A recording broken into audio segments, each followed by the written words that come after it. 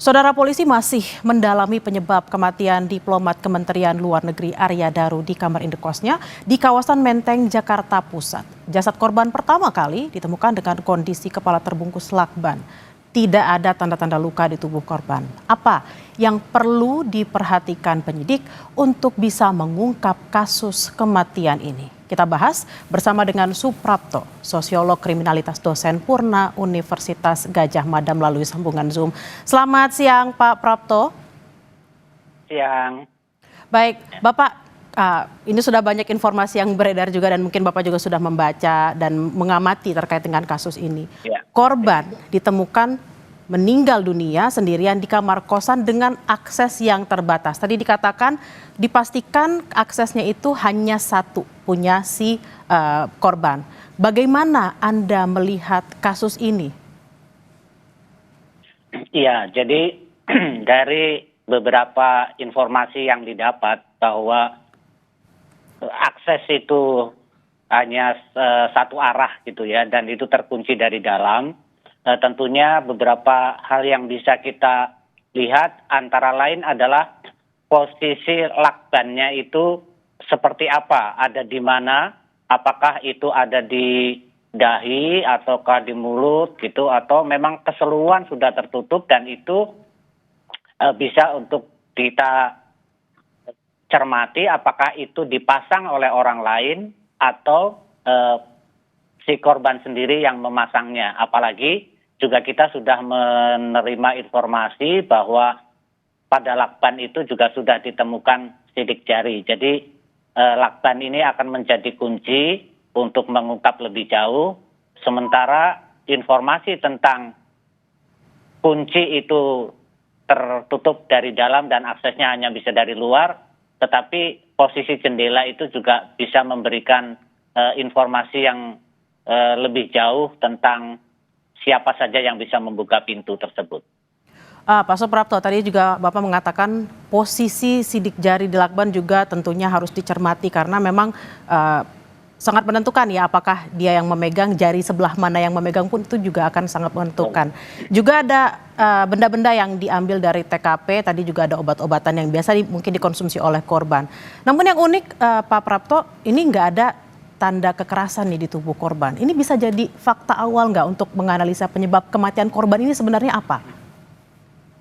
Ya, jadi karena tidak ada tanda-tanda tindak kekerasan, maka kemungkinannya adalah satu, itu karena penyakit tertentu yang diderita oleh korban gitu ya, sehingga dia kemudian kehilangan nafas lah paling tidak, atau memang korban sengaja untuk memasang itu, meskipun mungkin tujuannya sekali lagi bisa juga untuk menghilangkan rasa sakit, tetapi bisa juga dengan niat karena mungkin sudah putus asa dengan kondisi kesehatannya. Tetapi kita juga tahu bahwa andai kata itu dilakukan sendiri, apapun yang berkaitan dengan upaya untuk menutup pernafasan itu biasanya ada tanda-tanda lain yang bisa kita gunakan untuk mendeteksi apakah kondisi ini terjadi karena bunuh diri atau dilakukan oleh orang lain atau karena ketidaksengajaan.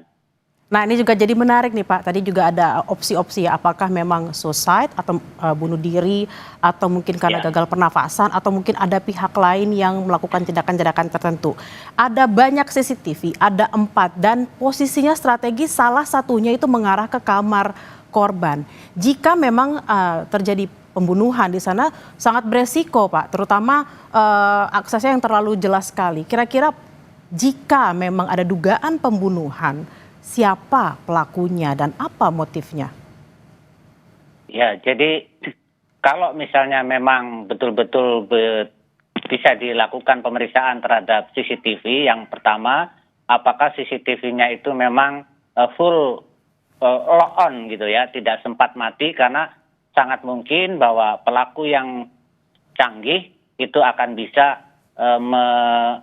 mengupayakan agar dia tidak terekam oleh CCTV gitu. Jadi ini juga perlu dicermati, tetapi kalau misalnya memang itu betul-betul teriyakini bahwa tidak ada orang lain yang masuk, maka tentunya sesuatu yang perlu didalami adalah apa yang terjadi di dalam kamar tersebut gitu. Pak Prapto, ini kalau kita membaca ada beberapa kronologi awal ya yang diceritakan terutama dari ceritanya istri dan juga penjaga kosan. Malam terakhir istri menghubungi itu kurang lebih di jam 9, lalu korban menyapa penjaga itu di jam 10 malam dan sempat mengambil makanan. Order makanan dan makan di tempat yang disediakan oleh kosan sekitar 10 hingga 10.30 lalu masuk ke kamar dan tidak terlihat lagi hingga ditemukan besok paginya. Possibility-nya di antara rentang waktu yang kalau bisa kita katakan cukup pendek nih antara terakhir terlihat hingga ditemukan meninggal dunia. Apa saja yang bisa dicermati dari kronologi singkat ini, Pak? Ya, mudah-mudahan ketika dilakukan otopsi itu juga bisa diyakini misalnya apakah tewasnya atau kematiannya itu disebabkan oleh makanan ataukah tidak. Kemudian juga mudah-mudahan bisa juga dicermati atau ditemukan apakah korban ini memang memiliki penyakit yang cukup serius gitu ya sehingga bisa memberikan serangan dalam waktu yang dekat, atau apalagi kalau misalnya ditemukan obat-obatan yang mengindikasikan bahwa si korban ini sudah menderita sakit yang sudah cukup lama gitu. Nah, terkait dengan ada obat-obatan yang diambil oleh penyidik itu kalau tidak salah tadi ada obat untuk riwayat GERD dan juga kolesterol. Nah, untuk pemeriksaan terkait dengan apa yang dikonsumsi dan juga obat, apa saja yang harus diperiksa lapor, Pak, untuk kasus seperti ini yang kira-kira bakal bisa berujung pada kasus yang bisa lebih dibuka lagi?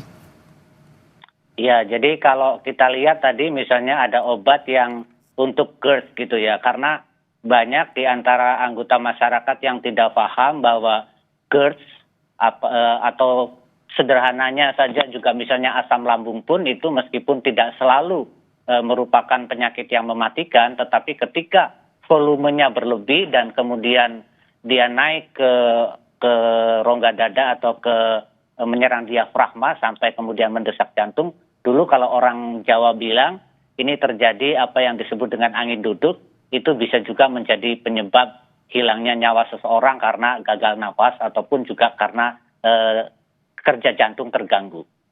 Baik, terima kasih atas diskusinya pada siang hari ini. Pak Suprapto, sosiolog kriminalitas, dosen Purna UGM, terima kasih atas penjelasannya. Selamat beraktivitas kembali, Bapak.